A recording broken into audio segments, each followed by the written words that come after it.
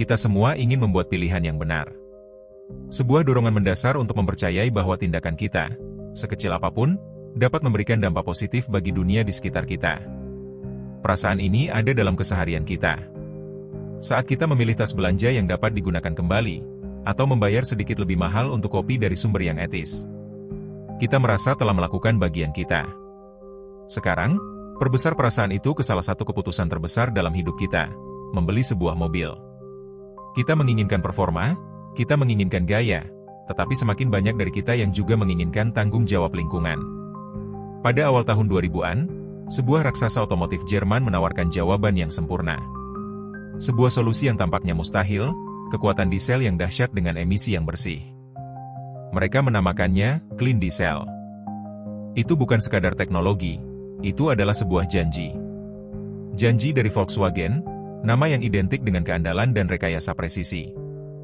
Jutaan orang di seluruh dunia mempercayai janji itu. Mereka membeli mobil-mobil ini, merasa bangga bahwa mereka telah membuat pilihan yang cerdas untuk dompet mereka dan planet ini. Volkswagen dipuji sebagai pahlawan lingkungan. Mereka memenangkan penghargaan Green Car of the Year. Mereka tampaknya telah memecahkan kode yang tidak bisa dipecahkan oleh orang lain. Mereka membangun sebuah citra di atas fondasi kepercayaan. Kepercayaan pada rekayasa Jerman. Kepercayaan pada janji kebersihan. Kepercayaan pada sebuah merek yang telah ada selama beberapa generasi. Tapi, di dalam jantung baja setiap mobil, Clean Diesel itu, tersembunyi sebuah rahasia. Sebuah kebohongan yang diprogram ke dalam kodenya. Sebuah perangkat lunak licik yang dirancang untuk satu tujuan, menipu. Untuk tampil bersih di dalam laboratorium, dan melepaskan racun di dunia nyata. Ini adalah kisah tentang bagaimana salah satu perusahaan paling dihormati di dunia melakukan salah satu penipuan korporat paling berani dalam sejarah.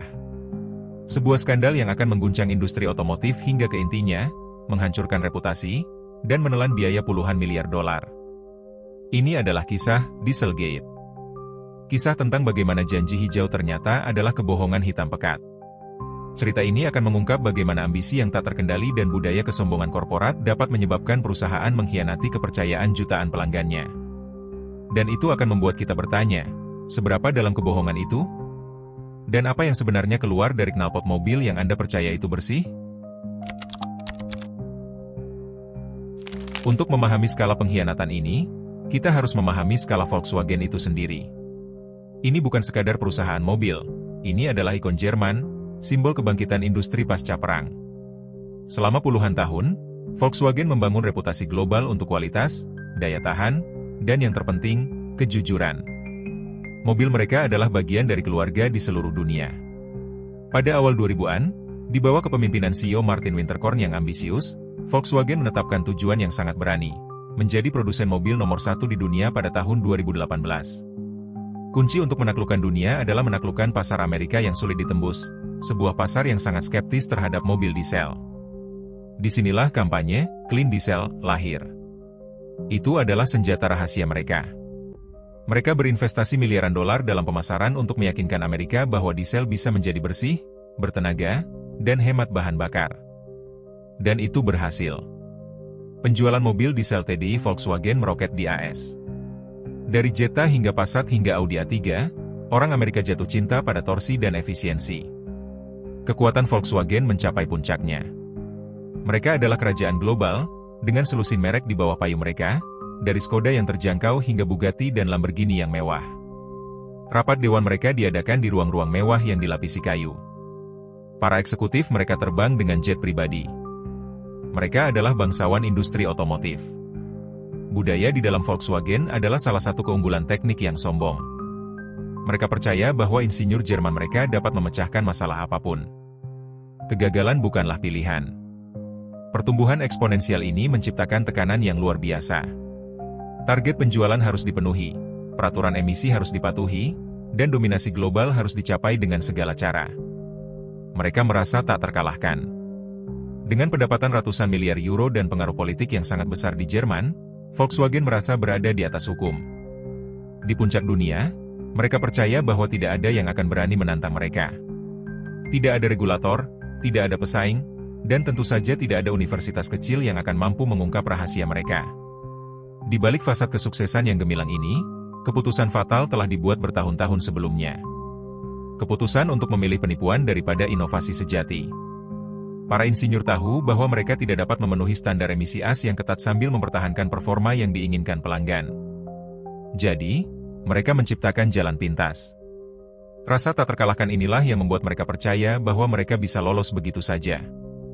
Mereka meremehkan satu hal, kegigihan kebenaran.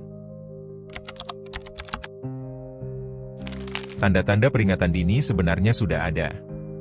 Beberapa peneliti Eropa telah mencatat perbedaan aneh antara hasil lab dan dunia nyata, tetapi temuan mereka tidak mendapat banyak perhatian. Konflik sesungguhnya dimulai secara tidak sengaja. Pada tahun 2013, International Council on Clean Transportation disingkat ICCT ingin membuktikan betapa bersihnya diesel Eropa, jadi mereka menugaskan sebuah studi kecil. Mereka menyewa sebuah tim kecil dari Center for Alternative Fuels, Engines and Emissions di West Virginia University. Sebuah tim yang tidak memiliki agenda, hanya rasa ingin tahu ilmiah. Tim WVU memasang peralatan uji emisi portabel ke bagian belakang Volkswagen Jetta dan Passat, dan mengendarainya di jalanan California. Mereka hanya ingin mengkonfirmasi hasil laboratorium yang mengesankan. Namun, data yang mereka kumpulkan tidak masuk akal. Di jalan raya, mobil-mobil itu mengeluarkan polutan nitrogen oksida pada tingkat yang jauh lebih tinggi daripada di laboratorium. Momen keputusan fatal bagi Volkswagen terjadi di sini. Ketika dihadapkan dengan data WVU oleh regulator California, Volkswagen tidak mengaku. Sebaliknya, mereka mengelak, menunda, dan mengklaim adanya kesalahan teknis. Selama lebih dari setahun, mereka terlibat dalam permainan kucing dan tikus, bahkan melakukan penarikan kembali palsu yang tidak memperbaiki masalah mendasar. Mereka menggali lubang mereka lebih dalam. Para regulator menjadi frustrasi. Mereka mengancam tidak akan menyetujui model VW 2016 untuk dijual di Amerika Serikat kecuali mereka mendapatkan jawaban yang jujur. Akhirnya, pada bulan September 2015, di bawah tekanan yang luar biasa, kebohongan itu runtuh. Seorang eksekutif Volkswagen mengaku kepada regulator, perusahaan telah dengan sengaja menipu selama bertahun-tahun menggunakan perangkat penipu. Dan kemudian, skala sebenarnya dari penipuan itu terungkap. Mobil-mobil itu tidak hanya sedikit melebihi batas. Di dunia nyata, mereka memuntahkan nitrogen oksida hingga 40 kali lipat dari batas legal Amerika Serikat. 40 kali lipat. Itu bukan kesalahan. Itu adalah penipuan yang disengaja dalam skala industri. Racun yang disamarkan sebagai solusi hijau. Konsekuensi langsung pertama datang dari Badan Perlindungan Lingkungan Amerika Serikat, yang mengeluarkan pemberitahuan pelanggaran publik pada 18 September 2015. Berita itu menyebar seperti api. Dunia terbangun dengan kenyataan bahwa Volkswagen, juara rekayasa Jerman, adalah penipu. Titik tanpa kembali telah dilewati. Kepercayaan yang dibangun selama 80 tahun mulai menguap dalam hitungan jam. Dinding kebohongan yang telah mereka bangun dengan susah payah selama hampir 1 dekade telah runtuh, dan di bawah reruntuhan itu terdapat reputasi sebuah ikon global. Kepanikan finansial terjadi seketika. Pada hari Senin setelah pengumuman Badan Perlindungan Lingkungan Amerika Serikat, harga saham Volkswagen anjlok hampir 20%. Puluhan miliar euro nilai perusahaan lenyap dalam sekejap. Kehancuran internal terjadi dengan cepat. CEO Martin Winterkorn mengundurkan diri dengan memalukan. Eksekutif lainnya diskors, dipecat, dan beberapa bahkan ditangkap dan menghadapi tuntutan pidana. Serangan media dan publik bersifat global dan tanpa ampun. Dieselgate menjadi berita utama di seluruh dunia. Volkswagen menjadi bahan tertawaan di acara bincang-bincang malam dan simbol keserakahan korporat. Jutaan pemilik mobil Volkswagen di seluruh dunia merasa dikhianati. Mereka telah membeli kebohongan. Kemarahan mereka meluap dalam bentuk tuntutan hukum class action yang menuntut ganti rugi.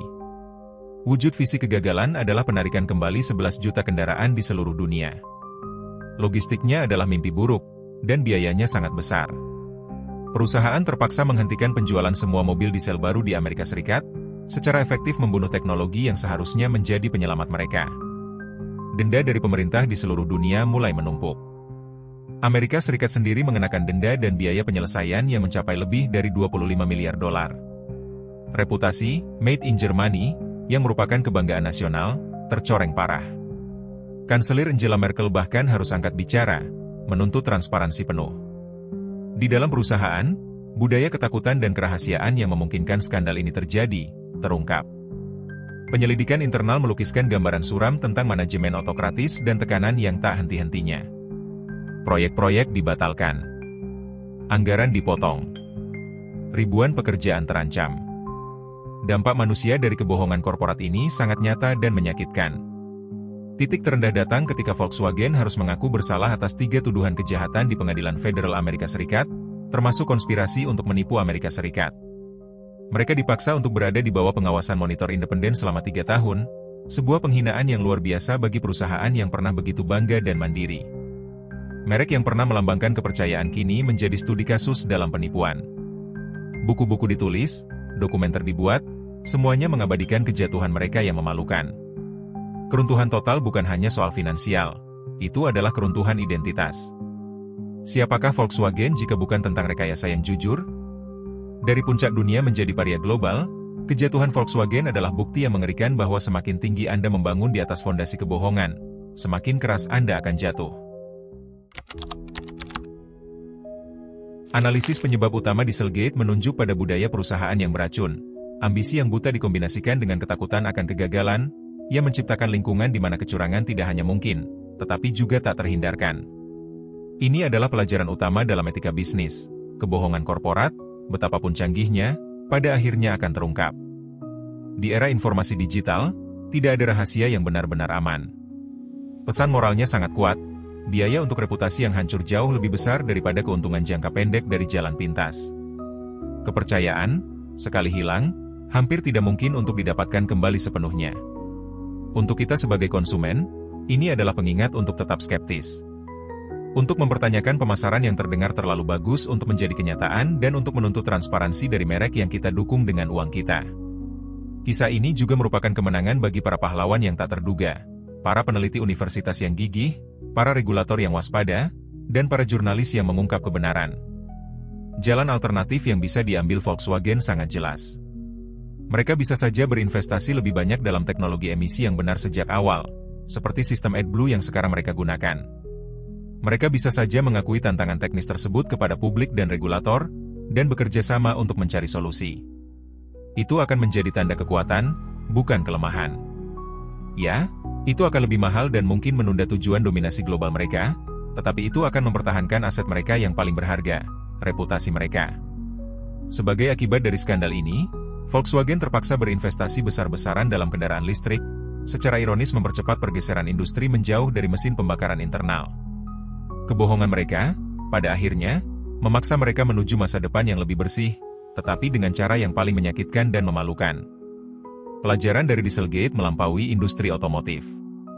Ini adalah peringatan bagi setiap organisasi di setiap sektor. Di dunia yang saling terhubung saat ini, transparansi bukanlah pilihan, itu adalah suatu keharusan. Dan integritas adalah mata uang yang paling berharga. Volkswagen bertahan hidup, tetapi mereka selamanya berubah. Mereka membawa bekas luka dari pengkhianatan mereka sendiri, sebuah pengingat abadi akan apa yang terjadi ketika ambisi mengalahkan etika.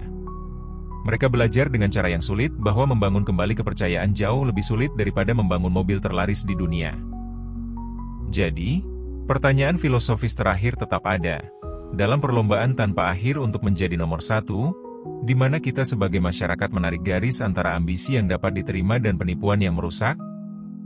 Garis itu, seperti yang ditunjukkan oleh Volkswagen, jauh lebih tipis dari yang kita kira.